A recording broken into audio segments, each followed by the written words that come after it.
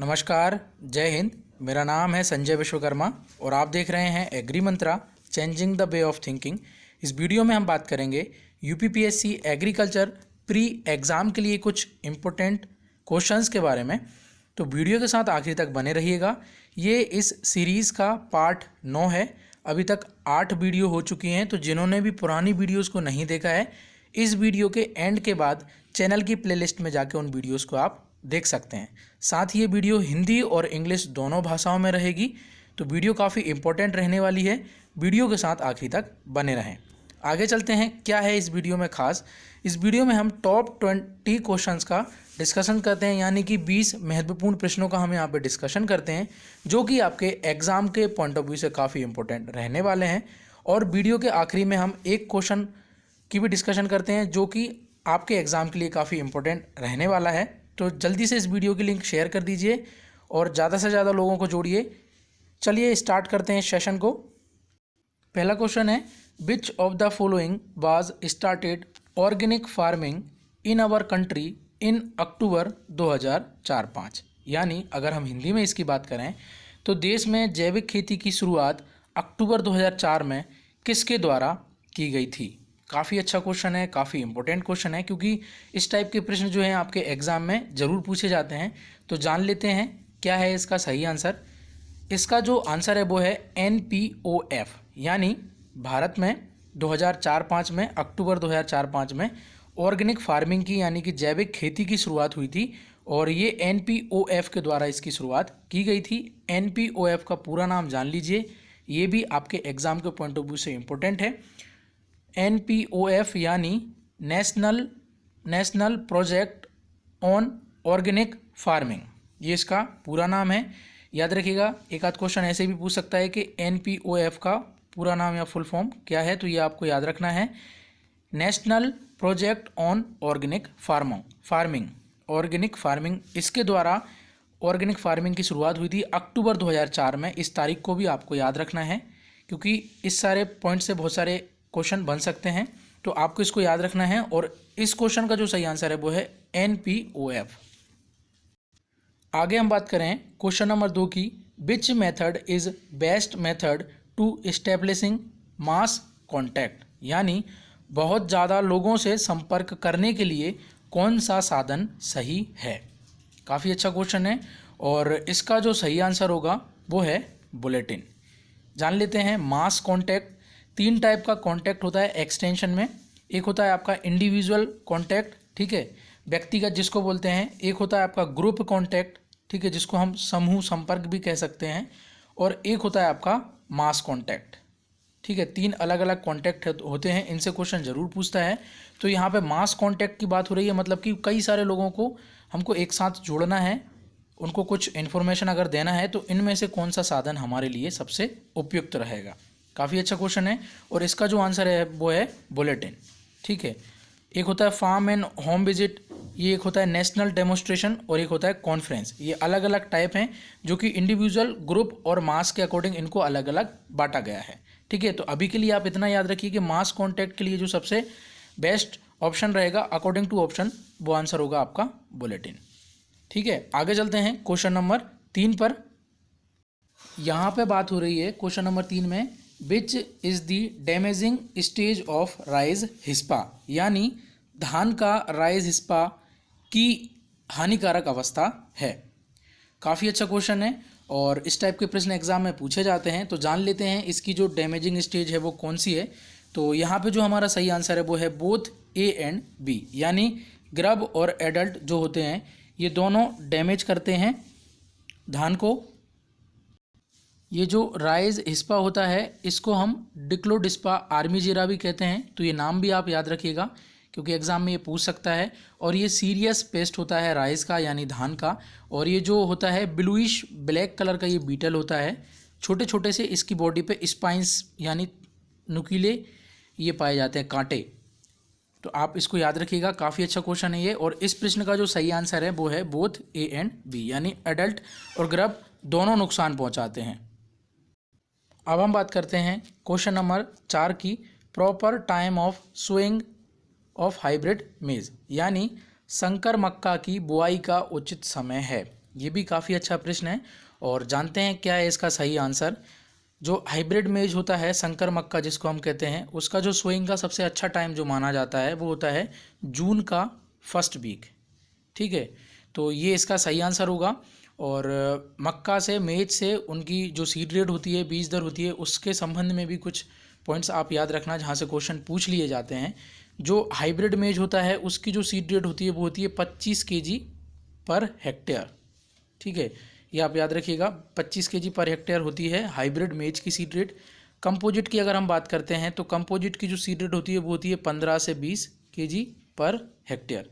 ये भी आप याद रखिएगा क्योंकि इसमें बहुत सारे बच्चों को कन्फ्यूज़न भी होती होगी। तो हाइब्रिड का जो है वो है 25 kg पर हेक्टेयर है, जबकि कंपोजिट की अगर हम बात करते हैं तो 15 से 20 kg पर हेक्टेयर है। अगर फोडर पर्पज़ से हम बात करें तो फोडर पर्पज़ की जो सीड रेट होती है वो होती है 40 से 50 kg पर हेक्टेयर। तो ये सब बीज दरों को आप याद रखना, इनमें से क्वेश्चन जरूर पूछे जाते हैं। तो इस प्रश्न का जो सही आंसर है वो है जून फर्स्ट वीक, याद रखिएगा इसको। आगे चलते हैं क्वेश्चन नंबर 5 पे। Heat flow in soil is described bye, यानी मृदा में ताप बहाव का वर्णन किया जाता है। यहाँ पे एक लॉ के बारे में पूछ रहा है कि किस लॉ के द्वारा मृदा में जो ताप बहाव होता है या फिर हीट फ्लो होता है सॉइल में, तो कौन से लॉ से होता है। तो इसका जो आंसर है वो है फूरियर लॉ, याद रखिएगा। काफ़ी अच्छा क्वेश्चन है, काफ़ी इंपॉर्टेंट क्वेश्चन है। फूरियर लॉ के द्वारा मृदा में ताप बहाव का हम वर्णन कर सकते हैं। आगे चलते हैं क्वेश्चन नंबर 6 पे। यहाँ पे बात हो रही है साइंटिफिक नेम ऑफ मकोए बीड इज, यानी मकोए खरपतवार का वैज्ञानिक नाम है। काफ़ी अच्छा क्वेश्चन है और इसका जो सही आंसर है वो है सोलेनम नाइग्रम, याद रखिएगा। सोलेनम नाइग्रम यानी मकोए, ये बीड का वैज्ञानिक नाम है। आगे चलते हैं क्वेश्चन नंबर 7 पे। यहाँ पे बात हो रही है bulk density of soil is express as, यानी मृदा स्थूल घनत्व को दर्शाया जाता है। ये भी काफ़ी इंपॉर्टेंट क्वेश्चन है। इस टाइप के प्रश्न जो हैं आपके एग्जाम में ज़रूर पूछे जाते हैं। तो जान लेते हैं क्या है इसका सही आंसर। बल्क डेंसिटी को हम ग्राम पर सेंटीमीटर क्यूब में भी मेज़र करते हैं या एक्सप्रेस करते हैं उसको। ठीक है, तो बल्क डेंसिटी का दूसरा नाम भी है जो पूछ लेता है एग्जाम में, इसको हम अपरेंट डेंसिटी भी हम इसको कहते हैं। अपरेंट डेंसिटी भी इसको कहा जाता है। और ये जो होता है ये होता है weight of oven dry soil upon volume of oven dry soil, ये होता है बल्क डेंसिटी। और इसकी जो वैल्यू होती है वो होती है 1.33 ग्राम पर सेंटीमीटर क्यूब। और जो पार्टिकल डेंसिटी की जो वैल्यू होती है वो होती है 2.66 ग्राम पर सेंटीमीटर क्यूब, ये होता है पार्टिकल डेंसिटी।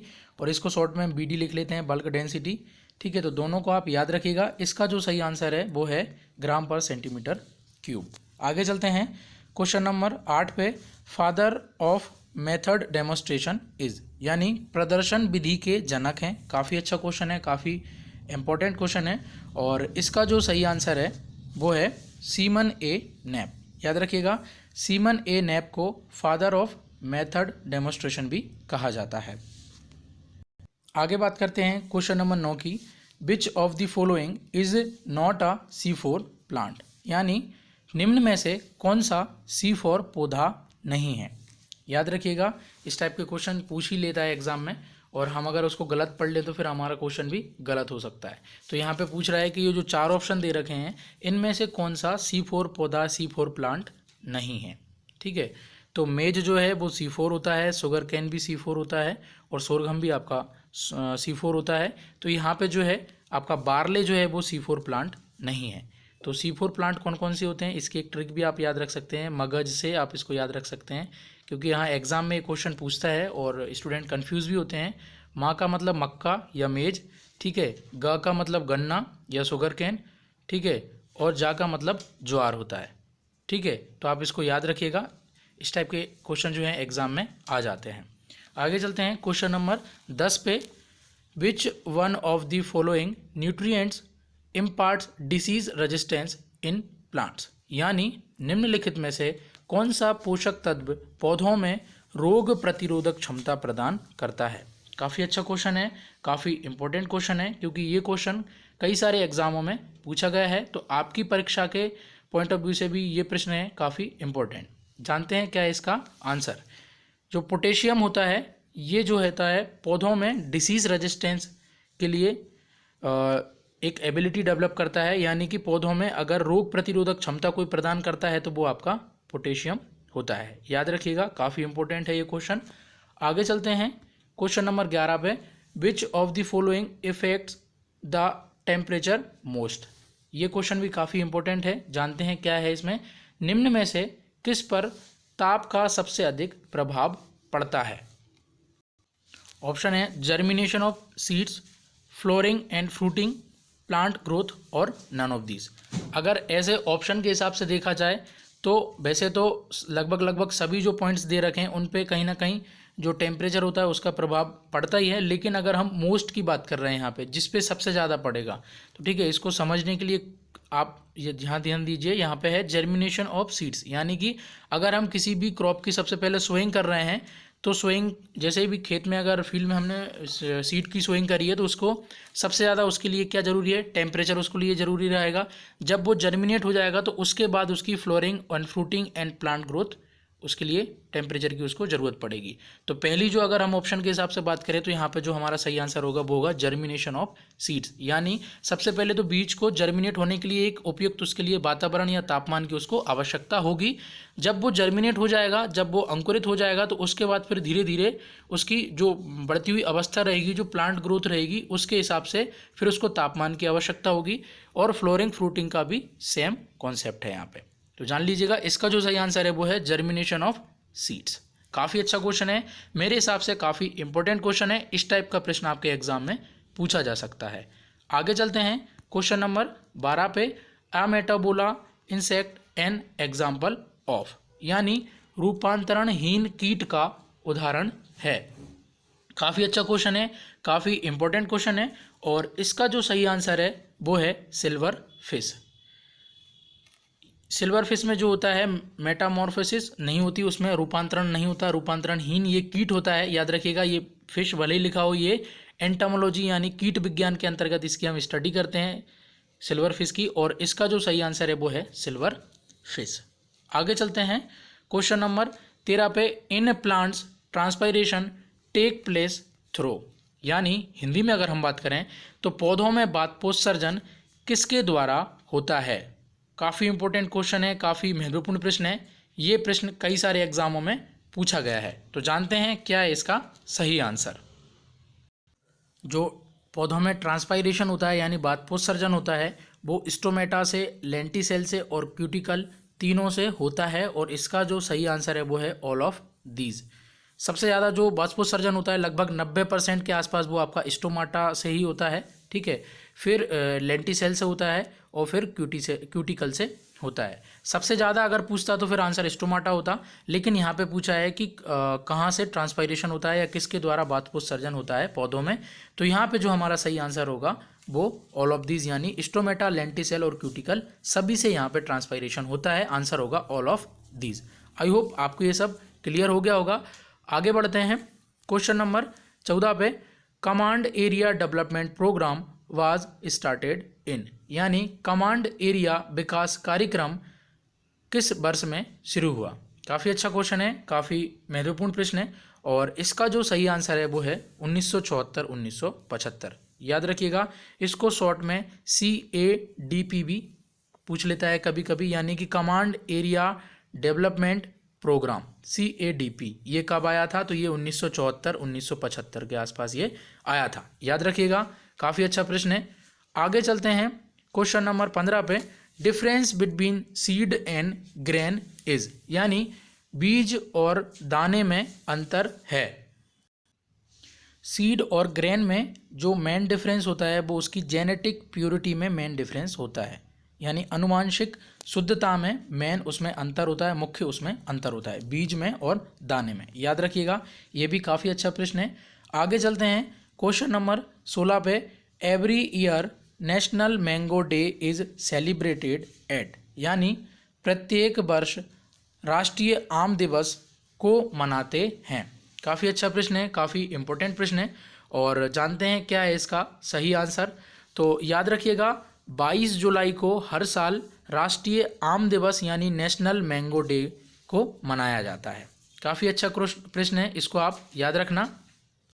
आगे हम बात करें क्वेश्चन नंबर 17 की। मूंग वेराइटी पूसा बैसाखी बाज डेवलप्ड थ्रो, यानी मूंग की पूसा बैसाखी किस्म विकसित की गई थी। यहाँ पे मेथड पूछ रहा है, विधि पूछ रहा है कि किस विधि द्वारा मूंग की जो पूसा बैसाखी जो किस्म है, जो वेराइटी है, उसको डेवलप यानी विकसित किया गया है। ये भी काफ़ी इम्पोर्टेंट प्रश्न है और जानते हैं क्या इसका सही आंसर। तो जो पूसा बैसाखी वेराइटी है मूंग की, उसको प्योर लाइन मेथड से उसको डेवलप किया गया है। ये प्रश्न मेरे हिसाब से काफ़ी महत्वपूर्ण है, इसका आंसर आप याद रखिएगा। आगे चलते हैं क्वेश्चन नंबर 18 पे। The source of phosphorus into the soil is, यानी फास्फोरस तत्व का मृदा में स्रोत है या होता है। ये भी काफ़ी इंपॉर्टेंट प्रश्न है और इस टाइप के जो प्रश्न होते हैं ये एग्जाम में ज़रूर पूछ लिए जाते हैं। तो जान लेते हैं कुछ इंपॉर्टेंट मिनरल्स के बारे में और इसका भी हम आंसर जानेंगे। जो फास्फोरस का सोर्स होता है सॉइल में वो होता है एपाटाइट। याद रखिएगा, एपाटाइट से ये कई बार एग्जाम में पूछा गया है और आपके एग्जाम के लिए भी ये प्रश्न काफ़ी महत्वपूर्ण है। जो फास्फोरस होता है वो एपेटाइट से प्राप्त हो जाता है, यानी कि एपेटाइट सोर्स है और न्यूट्रिएंट है आपका फास्फोरस। ठीक है। ऐसे ही अगर हम टूरमालाइन की बात करें तो टूरमालाइन से हमको बोरोन प्राप्त होता है। ठीक है, ये बोरोन का सोर्स होता है टूरमालाइन, टूरमालाइन को याद रखिएगा। साथ ही ओलिवाइन जो है, ओलिवाइन जो होता है वो मोलिब्डेनम का यानी MO मोलिब्डेनम का ये सोर्स होता है। और ऑर्गेनिक मैटर की अगर हम बात करें तो ऑर्गेनिक मैटर जो होता है वो नाइट्रोजन का सोर्स होता है। कई सारे एग्जामों में इसको पूछा गया है इस प्रश्न को, और जो पॉइंट्स मैंने अभी बताए हैं अलग अलग न्यूट्रिएंट्स के, ये भी किसी न किसी एग्जाम में पूछे गए हैं। तो आई होप आपको ये सब याद रहेंगे और आपको क्लियर हो गए होंगे। ठीक है, एक और होता है आपका पोटेशियम, उसको और जान लीजिए। तो पोटेशियम का जो सोर्स होता है, जो मिनरल का सोर्स होता है वो आपका ऑर्थोक्लेज भी होता है, फेल्ड्स्पार भी होता है और माइका भी होता है। तो इनको आप याद रख सकते हैं। और नाइट्रोजन का आप याद रखना इंपॉर्टेंट है, ऑर्गेनिक मैटर से हमको नाइट्रोजन मिल जाता है, यानी कि ऑर्गेनिक मैटर सोर्स होता है नाइट्रोजन का। आगे चलते हैं क्वेश्चन नंबर 19 पे। The inflorescence of the coriander is, यानी धनिया का पुष्पक्रम कहलाता है। काफ़ी इंपॉर्टेंट, काफ़ी महत्वपूर्ण प्रश्न है और इसका जो सही आंसर है वो है अम्बेल। तो याद रखिएगा, जो धनिया की इन्फ्लोरेसेंस होती है, जो पुष्पक्रम होता है, उसको हम अम्बेल कहते हैं। आगे चलते हैं क्वेश्चन नंबर 20 पे। Dwarf variety of mango suitable for kitchen garden is, यानी किचन गार्डन के लिए उपयोगी आम की बौनी किस्म है। काफ़ी इंपॉर्टेंट प्रश्न है, कई सारे एग्जामों में इसको पूछा गया है, आपकी परीक्षा के लिए भी ये काफ़ी महत्वपूर्ण है। और इसका जो सही आंसर है वो है आम्रपाली, याद रखिएगा। और इसका जो क्रॉस है वो भी हम जान लेते हैं। दशहरी और नीलम के क्रॉस से आम्रपाली को डेवलप किया गया था। ठीक है, ये क्रॉस भी कई बार एग्जाम में पूछ लेता है। शॉर्ट में आप इसको ऐसे याद रख सकते हैं, DNA। दशहरी और नीलम के क्रॉस से आम्रपाली को डेवलप किया गया है। इसकी स्पेसिंग भी कई बार एग्जाम में पूछ लेता है। तो 2.5 × 2.5 मीटर स्क्वायर इसकी स्पेसिंग होती है। और आम्रपाली जो है इसको IRI से ही विकसित किया गया है, यानी कि IRI नई दिल्ली से इसको विकसित किया गया है। तो ये कुछ महत्वपूर्ण पॉइंट्स हैं जो एग्जाम में पूछ लेते हैं। आगे चलते हैं हम। अब हम बात करेंगे आज का प्रश्न यानी क्वेश्चन ऑफ द डे के बारे में। इससे पहले हम बात कर लेते हैं, पुरानी वीडियो में एक प्रश्न आपसे पूछा गया था जिसका आंसर आपने कमेंट में बताया था, तो उसका हम सही आंसर जान लेते हैं। क्वेश्चन था बंडर क्रॉप कहा जाता है, ये प्रश्न था और इसका जो सही आंसर है वो है, याद रखिएगा, सोयाबीन। सोयाबीन को हम बंडर क्रॉप भी कहते हैं या फिर इसको हम येलो ज्वेल भी कहते हैं।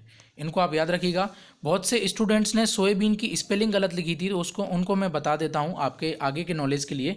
हमेशा सोयाबीन इंग्लिश में जब भी हम लिखते हैं तो वो SOBAN वो लिखा जाता है। याद रखिएगा, बाय के बाद ए नहीं लिखा जाता।